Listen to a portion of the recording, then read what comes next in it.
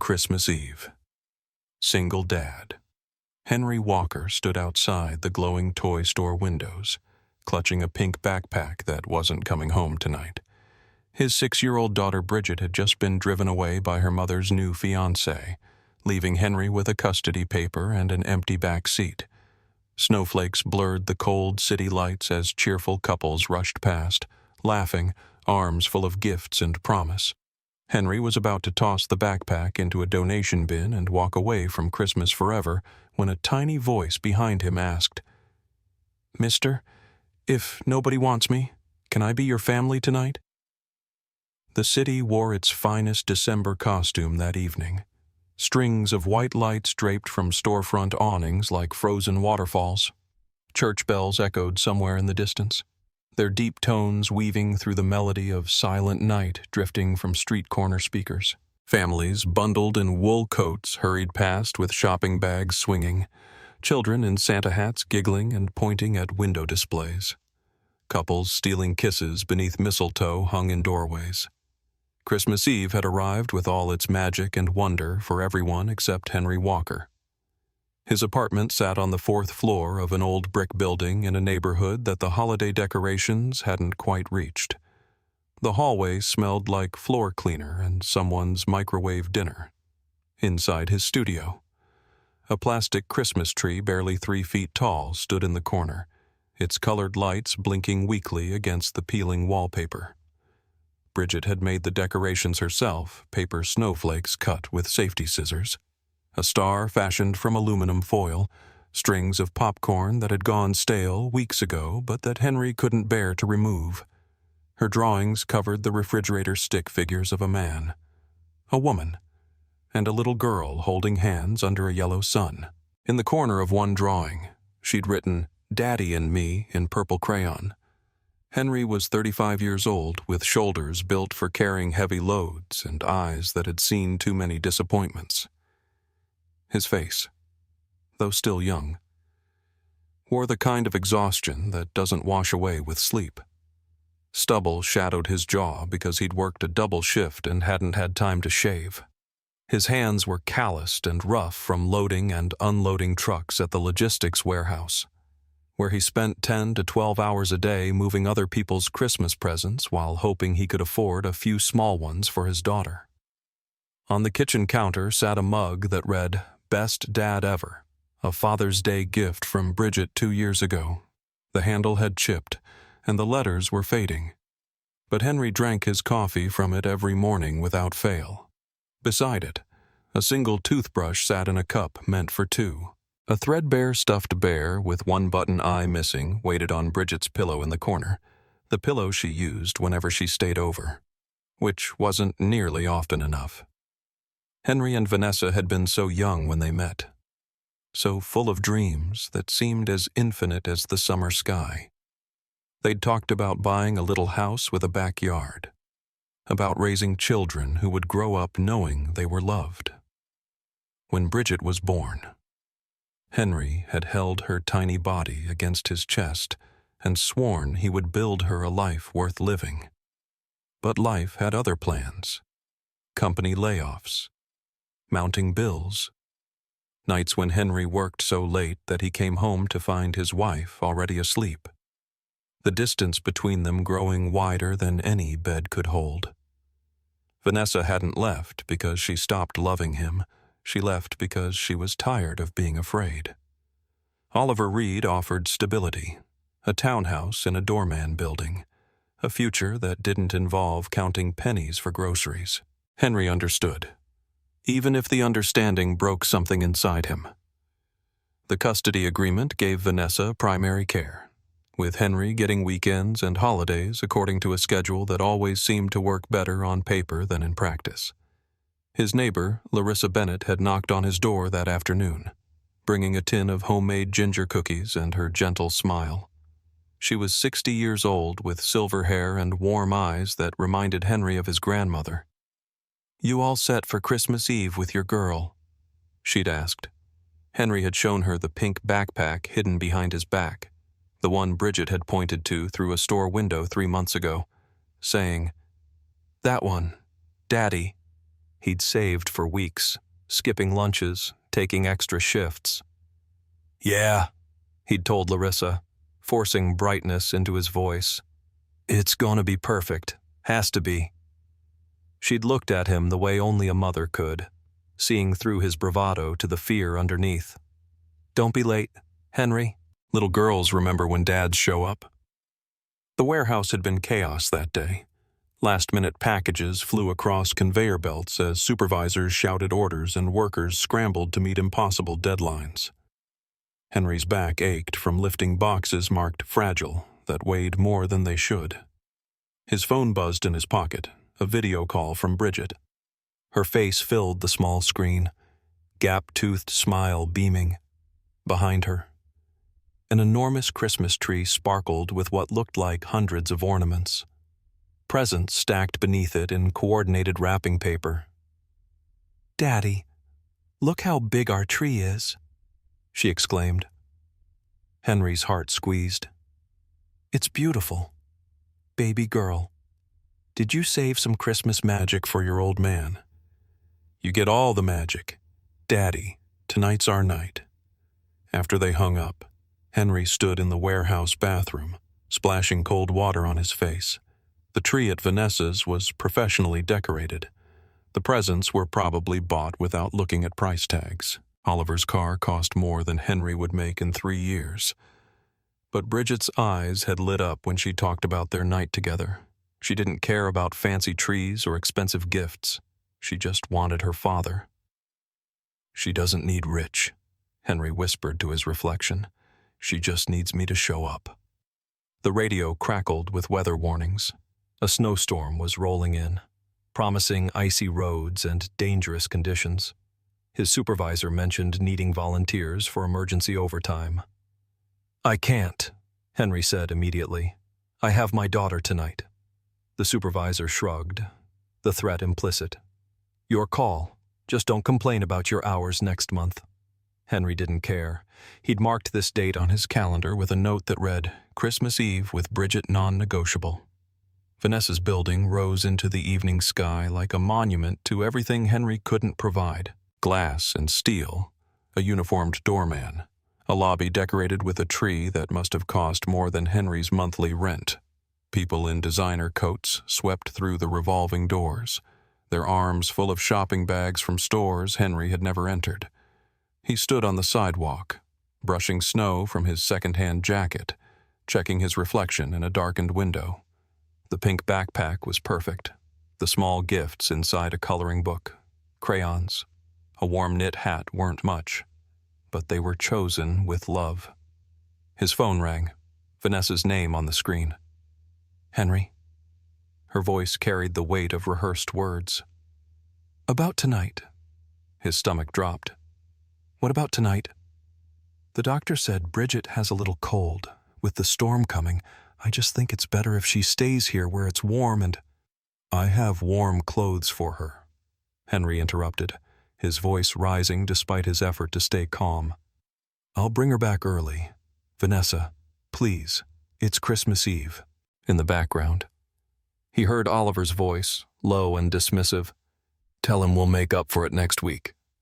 "For her own good, Henry," Vanessa said. The phrase landing like a door slamming shut. Then, faintly, a sound that carved through everything else, his daughter's voice. "Mom, is that Daddy? Can I—" The line went dead. Henry stood frozen on the sidewalk, pedestrians flowing around him like water around a stone. He pressed the call button for the building, again and again, until finally the lobby door opened and Oliver Reed stepped out. Oliver wore a cashmere coat and the expression of a man dealing with an inconvenience. In his hand was an envelope, which he extended toward Henry. "This conversation is over. Henry, but while you're here." He pushed the envelope forward. "My lawyer drafted some suggested modifications to the custody arrangement. Given your circumstances, it might be better for everyone if we streamline the schedule." Henry's hands shook as he took the papers. Words swam before his eyes, reduced visitation. Financial stability considerations. In the best interest of the child. You love your daughter, Oliver continued, his tone almost gentle, which made it worse. I don't doubt that, but love isn't enough. She needs stability, consistency, things you clearly struggle with. Let me see her. Henry's voice cracked. 60 seconds. Just let her see me at the door. She's waiting for me. Oliver's smile didn't reach his eyes. She'll get over it. Kids are resilient. Henry looked up at the building, scanning the windows until he found the right floor. A shadow moved behind the glass Vanessa, watching. Their eyes met across the distance. She hesitated, her hand on the curtain, and for one desperate moment, Henry thought she might come down. Then the curtain closed. A security guard approached, summoned by Oliver's subtle gesture. Sir, you can't block the entrance. Henry stepped back, still clutching the pink backpack. Christmas music drifted from the lobby speakers as the door closed between him and everything he'd been living for. The city that had seemed so festive now felt like a parade of his failures.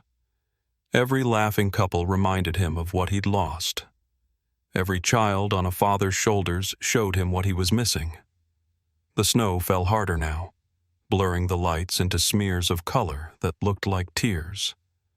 Henry walked without direction, past carolers and street vendors, past windows displaying perfect domestic scenes. A man knelt in front of a restaurant, presenting a ring to a woman who covered her mouth in joyful surprise. A family posed for a photo, 3 children mugging for the camera while their parents beamed everywhere he looked. The world celebrated everything he didn't have. He found himself standing before the toy store he'd planned to bring Bridget to after dinner. Through the window, children bounced around a display where a department store Santa distributed candy canes. A little girl about Bridget's age tugged her father toward a shelf of stuffed animals, and the man lifted her onto his shoulders without hesitation, without knowing how lucky he was. Beside the store stood a donation bin decorated with tinsel and a hand-painted sign, "Toys for kids in need give a child the Christmas they deserve." Henry stared at the pink backpack in his hands.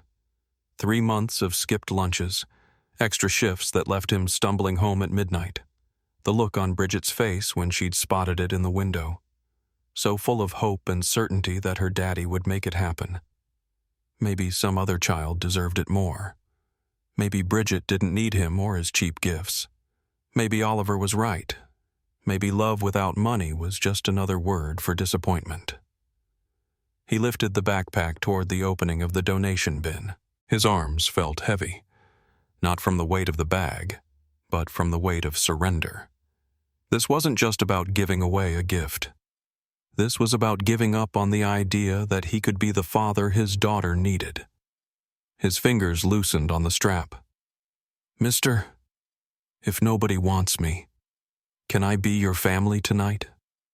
The voice was small and slightly hoarse, like it had been exposed to too much cold for too long. Henry spun around, the backpack swinging in his grip. A girl stood behind him, maybe 7 years old, with brown hair escaping from a lopsided ponytail. Her jacket was a size too large, the sleeves frayed at the edges. Her mittens didn't match, one red, one green, and her sneakers were scuffed with mud despite the snow. But it was her eyes that stopped Henry cold. They held a strange mixture of defiance and hope, the look of someone who had learned to expect rejection but hadn't quite stopped believing in miracles. "What did you say?" Henry managed. The girl's lips twitched into something almost like a smile. "If nobody wants me, maybe you do.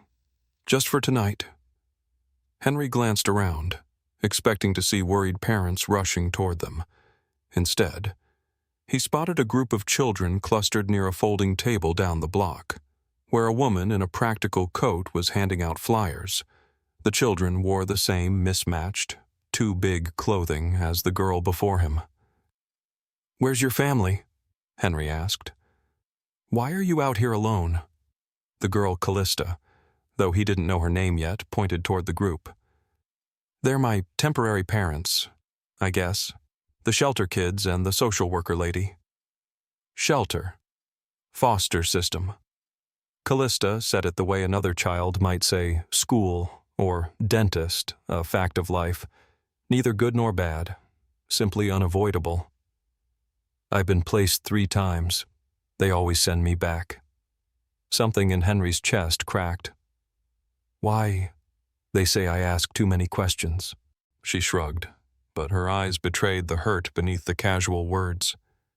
"I just don't like it when people lie." Henry thought about Vanessa's voice on the phone for her own good, and the carefully worded legal documents designed to push him out of his daughter's life. He thought about all the lies adults told themselves to justify the damage they did to children. "I'm Callista," the girl said. "Callista Hayes. What's your name?" "Henry. Henry Walker." "Are you sad?" "Henry Walker." "You look sad." The directness of children. He almost laughed. "Yeah, I'm sad. I was supposed to spend tonight with my daughter, but..."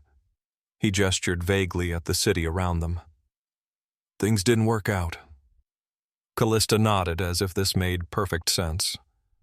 Grown-ups always have reasons for breaking promises. Henry looked at the donation bin, then at the backpack, then at this small girl who had materialized out of the snowfall like some kind of Christmas spirit sent to test him. If he walked away now, if he dumped the backpack and went home to drink himself into forgetting, he would be doing exactly what countless adults had done to Callista. He would be proving that she was right to expect abandonment. He crouched down to her level, meeting her eyes. "I can't promise to be your family, but I can promise you won't be alone tonight, if that's okay." Callista blinked, suspicion warring with something softer. "Do you mean it? Grown-ups say things they don't really mean on holidays?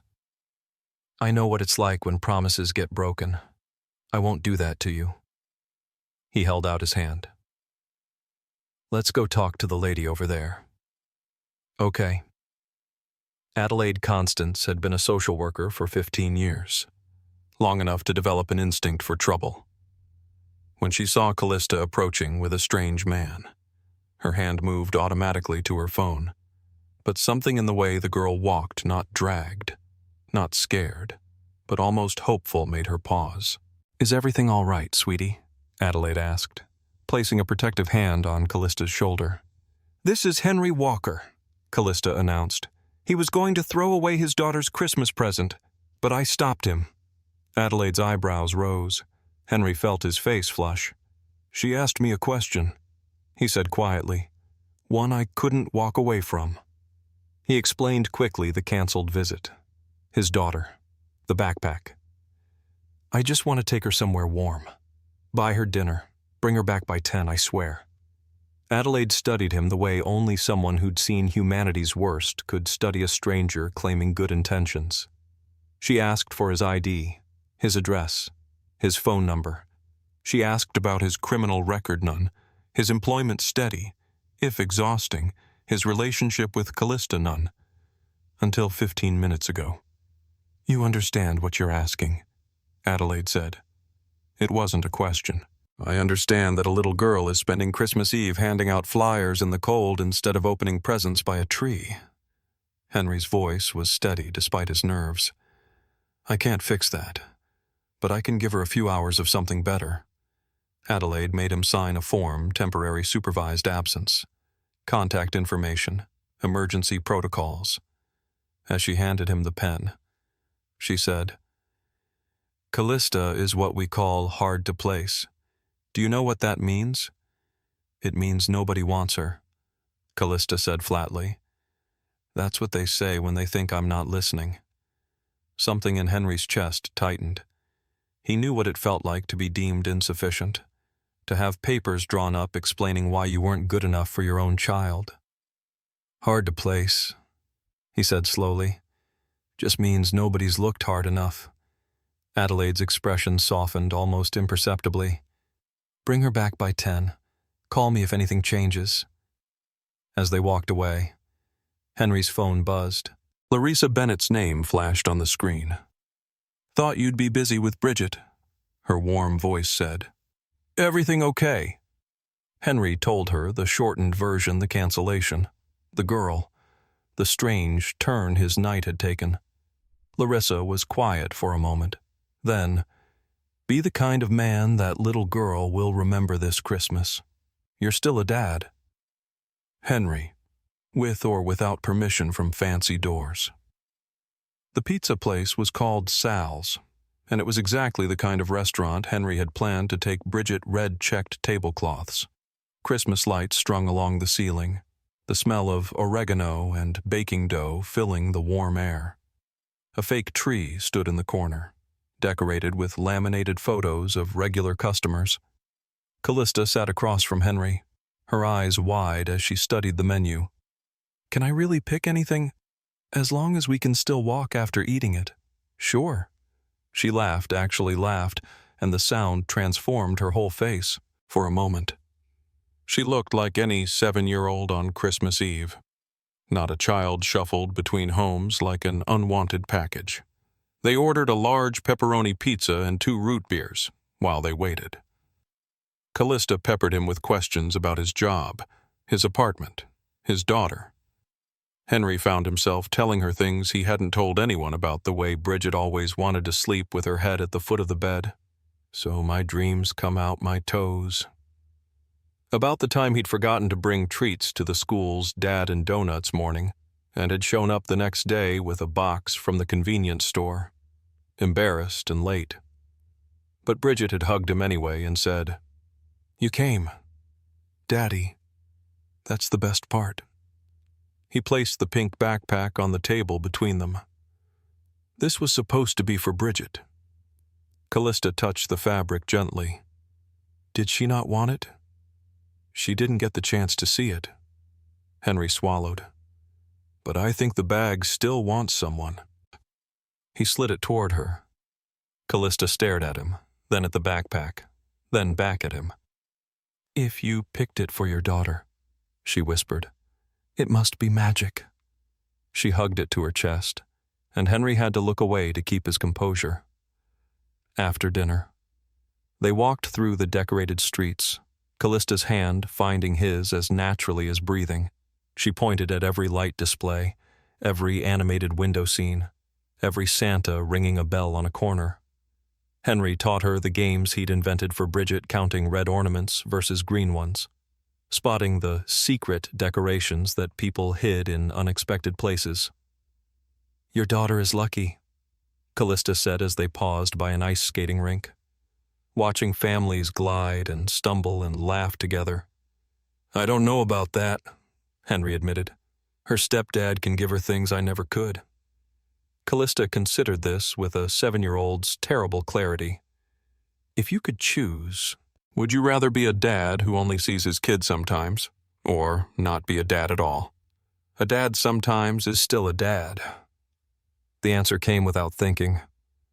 "I'd take every sometimes I can get." He heard his own words and felt their weight. An hour ago, he'd been ready to throw away a backpack, ready to sign whatever papers Oliver gave him, ready to accept that he wasn't enough. But a dad sometimes was still a dad. Every sometimes mattered. His phone rang while they stood at the rink's edge. The screen read Vanessa Reed, and Henry's heart slammed against his ribs. "Hello?" Vanessa's voice was tense, frustrated. "Henry, she won't stop crying. She locked herself in the bathroom with my phone and..." Then Bridget's voice, small and cracked with tears. "Daddy, why didn't you come? Did you forget me?" Henry closed his eyes.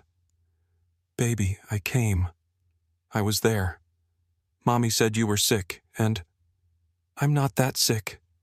Bridget's voice dropped to a whisper. "Oliver said you're not safe because you're poor. Is that true? Daddy?"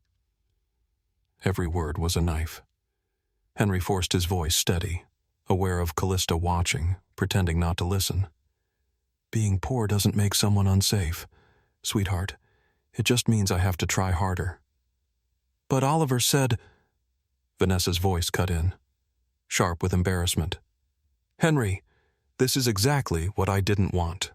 Drama." A door opened in the background, Oliver's voice. "Everything okay in there?" The line went dead. Henry stared at the phone in his hand, the skating rink's laughter suddenly sounding very far away. Callista tugged his sleeve. Her eyes were too knowing for a child. "If your daughter were me," she said quietly, "would you fight harder to keep her?" The question hit him like a physical blow. He thought about the papers in his pocket, the ones Oliver wanted him to sign.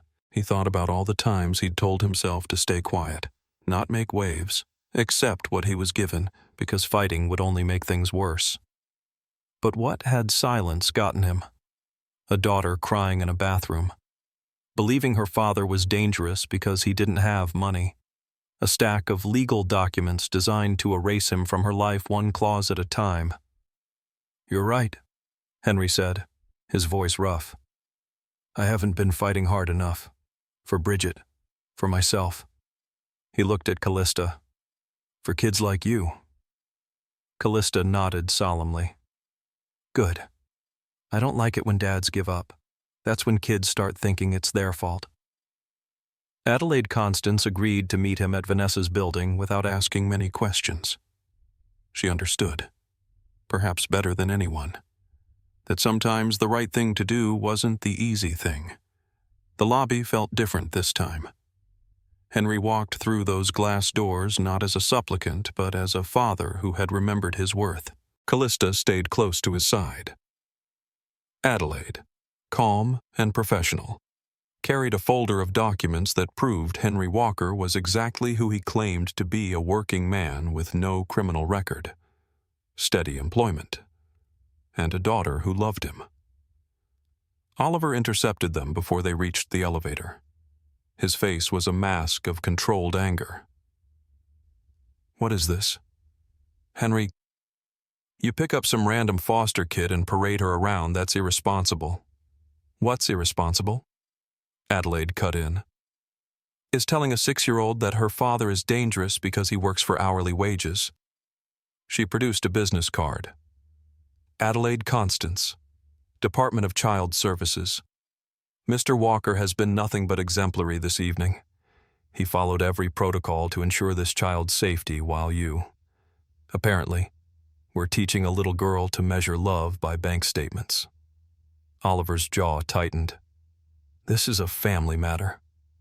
It became my matter when you tried to weaponize poverty against a good father." Adelaide's voice was ice. "The courts don't look kindly on parental alienation, Mr. Reed, especially when there's a paper trail." The elevator doors opened. Vanessa stepped out, her face pale. Behind her, clutching a blanket and wearing pajamas, was Bridget. Time stopped. Then Bridget saw her father. "Daddy!" She launched herself at him, small arms wrapping around his neck with desperate strength. Henry caught her, lifted her, held her against his chest while tears streamed down both their faces. "You came," Bridget sobbed. "I knew you would. I knew it." "I was here the whole time, sweetheart. I never left." Callista watched the reunion with an expression Henry couldn't quite read. When Bridget finally lifted her tear-stained face and noticed the other girl, confusion flickered across her features. "Who's that?" Henry set her down gently. "This is Callista. She helped me tonight when I was feeling lost." Bridget noticed the pink backpack on Callista's shoulder. Her eyes widened. That's my bag." Henry's heart clenched. How do you explain to a 6-year-old that her father almost gave away her Christmas present to a stranger? But Callista spoke first. "Your daddy gave it to me because I didn't have anyone to give me a Christmas present. But I can give it back if you want. It's really pretty." Bridget was quiet for a long moment. Then she looked at her father, then at Callista, then back at the backpack. Some silent calculation happened behind her young eyes, the kind of math that children do instinctively and adults forget. "We can share," she said finally. "It can be our bag." Adelaide made a small sound. Even Vanessa, standing rigid by the elevator, seemed to soften. They stood in the lobby now, an unlikely gathering, Henry holding Bridget's hand, Callista clutching the shared backpack, Adelaide watching with quiet approval, Vanessa and Oliver hovering uncertainly by the Christmas tree. Callista looked at the assembled adults, then at Bridget, then back at Henry. Her voice carried clear across the marble floor. If a family can have more than one grown-up, can it have more than one kid who needs a dad too? The question hung in the air like snow refusing to fall. Henry opened his mouth to answer, but Vanessa spoke first. Her voice trembled. I was scared. She wasn't looking at Oliver now, only at Henry. I was so scared of going back to those days, the bills, the uncertainty. I thought stability meant money. I thought protecting Bridget meant giving her things. Her eyes dropped to their daughter, who was watching with the focused attention children reserve for moments they sense are important. I never wanted her to think you were dangerous. I never wanted that. Oliver started to speak, but Adelaide cut him off. Calling a working-class father unsafe simply because he's poor isn't protecting your stepdaughter. Mr. Reed. It's prejudice dressed up as concern. Oliver's face went through several emotions before settling on something that might have been shame. He looked at Bridget, who was pressed against Henry's leg, then at Callista, who stood alone and watchful. I overstepped, he said finally. The words seemed to cost him. I was trying to give Bridget a stable home, but stability isn't about keeping people out. I see that now. Vanessa pulled the legal documents from her purse, the ones Oliver's lawyer had drafted, and tore them in half. No more modifications. No more reduced visits. We work out a real schedule, one that's fair to everyone, especially Bridget. Henry nodded slowly, not trusting his voice. Adelaide stepped forward. I can recommend a family mediator, someone neutral, focused on the child's best interests. She paused. And Mr. Walker, if you're serious about providing a stable home for more than one child, there are resources available. Foster care is always looking for good people. Callista's hand found Henry's. She didn't say anything, but her grip tightened. Bridget tugged her father's shirt. Daddy, can Callista come to our pajama picnic sometime? Henry knelt so he was eye level with both girls, his daughter, and the child who had reminded him what fighting was for. I will fight for every minute I can spend with you, Bridget, always. He turned to Callista. And I won't turn my back on a kid who asked to be my family when I was ready to give up. Snow fell on Christmas Eve, just as it had the year before, but everything else had changed. Henry's apartment was still small, still in the same brick building with the same creaky elevator. But the plastic tree had been replaced by a real one, not large, but fragrant with pine decorated with ornaments that told a story, a paper star marked B+C+H in glittery letters, Polaroid photos of 3 faces laughing at the camera, a pink backpack charm that Bridget had insisted they hang on the highest branch. Callista raced around the tree with Bridget, arguing about whose ornament placement was superior. They were sisters now. Not by blood, but by choice, the paperwork finalized 3 months ago, after a year of home visits and court dates, and moments when Henry wondered if he could really do this. Raise 2 daughters on a logistics worker's salary. But salary, he had learned, wasn't what made a family. Adelaide Constance arrived with cookies from Larissa Bennett, who was too tired this year to climb the stairs but had sent her love along with her famous ginger snaps. Adelaide's eyes met Henry's across the small room, and something warm passed between them. Not romance, not yet, but the possibility of it. The understanding that 2 people who had seen the worst of the world could also build something good together. Vanessa called on video chat so Bridget could show off her decorations. Oliver appeared briefly in the background. Awkward, but trying he'd sent gifts for both girls this year, wrapped in matching paper, their names written in his careful handwriting, after the call ended, after the cookies were eaten and the hot chocolate drunk. Henry took his daughters to the small balcony to watch the snow fall over the city lights. Bridget leaned against his right side, Callista pressed into his left. "Am I still just your Christmas family?" Callista asked quietly. "Or can I be your forever family too?" Henry wrapped his arms around both girls, pulling them close against the cold. "You healed my heart the night you asked that question. From then on, you were my family. The papers were just catching up." Bridget giggled. "We're a weird family." "But we're ours," Callista finished, through the window of the apartment across the way. Henry could see another family gathered around their tree parents, children, the ordinary miracle of people who belonged to each other. He used to watch scenes like that with envy, with longing, with the ache of believing he would never have enough to offer. Now he understood. The gift was never about what you could buy. It was about showing up, even when the doors closed in your face. It was about choosing someone when the world said they weren't worth choosing. It was about answering a little girl's question with action instead of excuses. The three shadows on the window shade merged into one shape of father and his daughters, silhouetted against the Christmas lights. Finally home. On Christmas Eve. A broken-hearted father had stood ready to throw away his last gift.